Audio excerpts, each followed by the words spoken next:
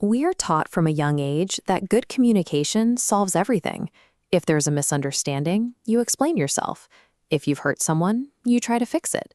It is a natural, healthy instinct to want to keep the peace and be open with the people around you. But for a certain type of person, that instinct is an entry point.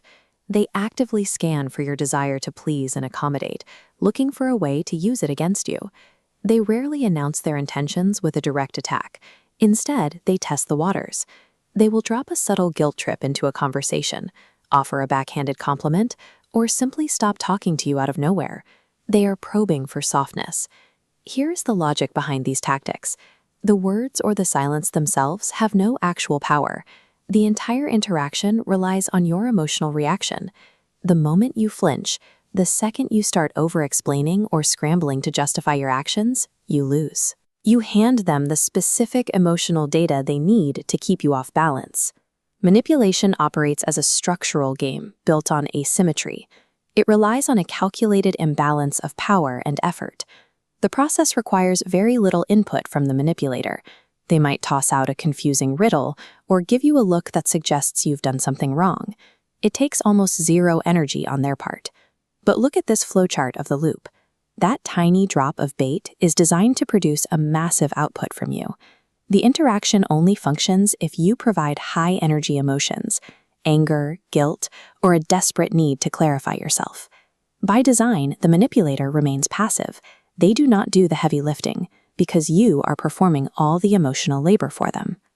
Countering this dynamic doesn't involve arguing better. It involves dismantling the structural loop of the interaction. You break the asymmetry by deploying the mirror defense. Instead of reacting emotionally, you reflect their behavior strategically. You start by turning yourself into an emotion vacuum. You remove the emotional reward they are looking for. When provoked, you meet them with stillness. You drop the defensive posture. You stop the nervous smiling meant to ease tension and hold calm, unreadable eye contact. If they speak in riddles or toss out a passive-aggressive jab, you respond with silence.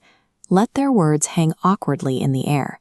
If they start digging for your insecurities or interrogating your choices, you refuse to defend yourself. Calmly ask them the same question back. Why do you ask?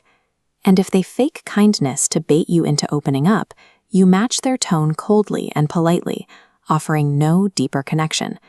By giving them nothing new to work with, the dynamic shifts.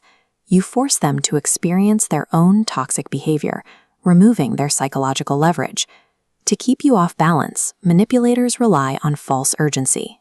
They pressure you to answer quickly, so you bypass logic and react off panic. This timeline graph illustrates how to counter pressure.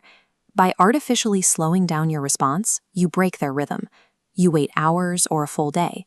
In this expanding void of uncertainty, they second-guess their control, exposing themselves by double texting or lashing out.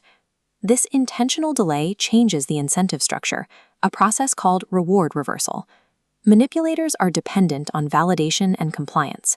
When you selectively restrict your emotional response and refuse to play the role of the eager responder, their anxiety increases.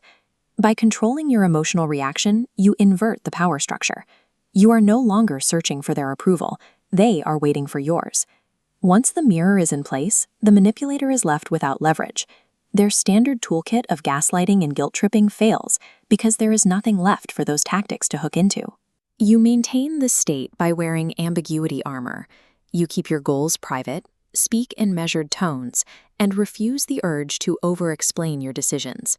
Precise answers give a manipulator the data points they need to predict your next move. When your stance remains undefined, they have no leverage to pull. This unreadable state projects the highest form of leverage. It sends a signal that your peace is more important than their presence, and that you are capable of walking away entirely. This immunity to their tactics is more effective than any argument. By acting as a mirror, you ensure that every attempt to provoke you simply falls back on the person who started it.